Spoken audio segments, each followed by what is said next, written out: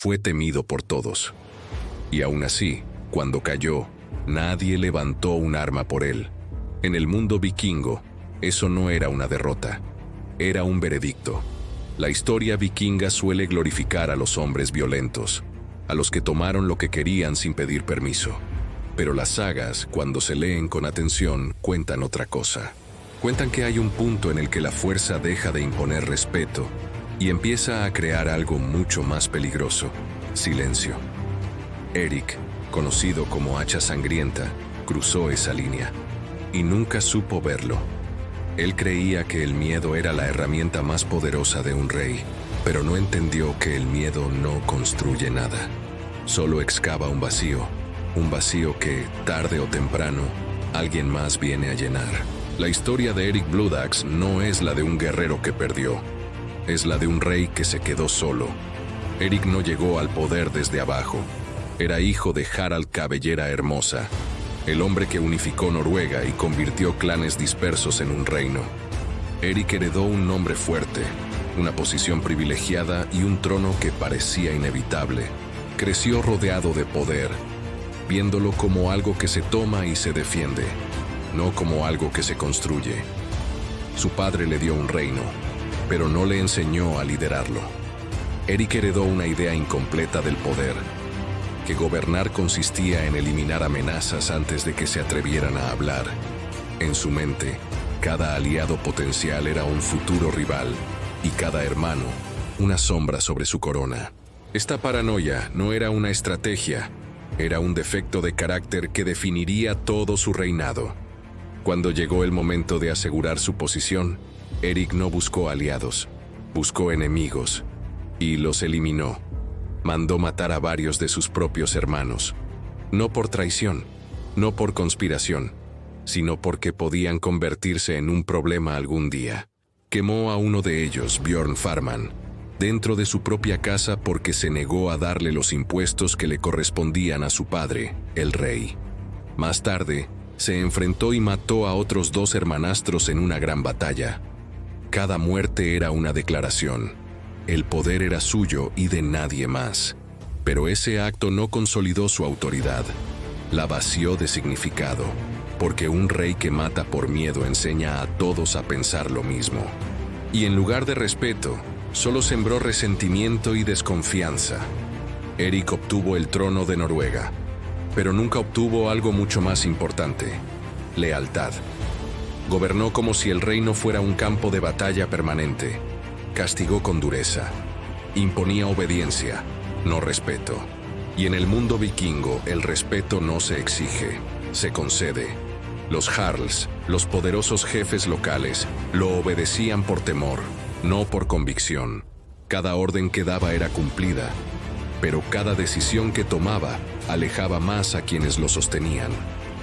Mientras Eric gobernaba desde el terror, los jarls comenzaron a hacer algo imperdonable para un rey: imaginar un futuro sin él.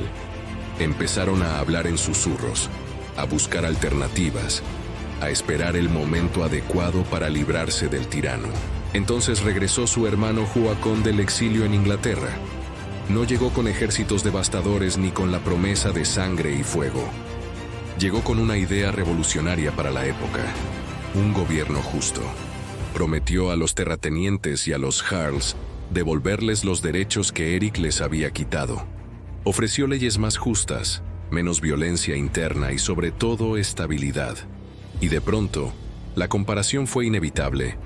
De un lado estaba Eric, el rey que gobernaba con una hacha en la mano. Del otro, Håkon, que ofrecía un pacto. Eric tenía el trono. Håkon tenía el apoyo.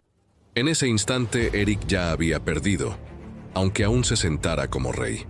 El poder real no estaba en la corona, sino en la gente que estaba dispuesta a defenderla. La caída de Eric no fue una gran batalla épica, no fue el choque de 2 ejércitos legendarios. Fue mucho más silenciosa y humillante. Fue abandonado, uno a uno. Los apoyos desaparecieron. Los jarls que una vez le juraron lealtad por miedo, ahora le daban la espalda para unirse a Håkon. Las alianzas se rompieron. El poder se evaporó. Cuando entendió lo que estaba ocurriendo, ya era demasiado tarde. El hombre más temido de Noruega se dio cuenta de que su miedo no valía nada sin nadie a quien asustar. El rey de Noruega se convirtió en un exiliado, y ese cambio lo definió para siempre, no como un conquistador, sino como un líder que no supo liderar.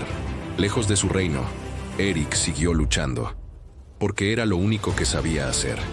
Se convirtió en un mercenario, un rey sin reino, hasta que encontró un nuevo lugar donde ejercer su brutalidad: Northumbria, en el norte de Inglaterra. Allí fue instalado como gobernante militar, un escudo contra otras incursiones vikingas. Fue temido, sin duda, respetado por su ferocidad en el campo de batalla, pero nunca fue aceptado. Ya no representaba un reino, representaba un riesgo controlado. Un arma que se usa cuando conviene y se desecha cuando deja de ser útil. Y ese tipo de hombres siempre, siempre, acaban siendo prescindibles. Su poder era prestado y tenía fecha de caducidad. El final de Erik Bloodaxe llegó en tierra extranjera, en un lugar llamado Steinmoor.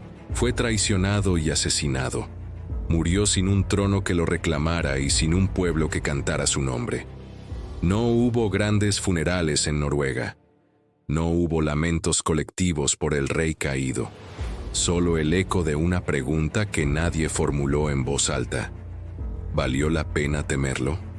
La respuesta estaba en el silencio. Su muerte no cambió nada en el reino que una vez fue suyo. Simplemente dejó de ser un problema. Y para un hombre que vivió para ser temido, ser olvidado es el peor de los finales. Erik Bloodaxe no cayó por falta de fuerza. Cayó porque confundió poder con miedo y autoridad con violencia. Otros como Harald Hardrada aprendieron a combinar la fuerza con la estrategia y la diplomacia. O la legendaria Lagertha, que entendió que el poder debía ser funcional, protegiendo y organizando a su gente.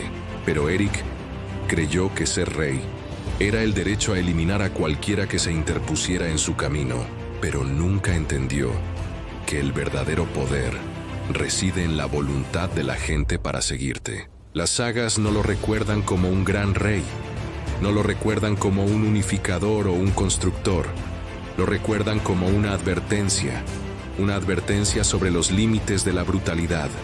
Y en una cultura que veneraba la fuerza, ser recordado así era la forma más dura de condena. Si quieres conocer otras historias reales de guerreros legendarios, no olvides suscribirte y darle like. Gracias por acompañarnos en este viaje a la era vikinga.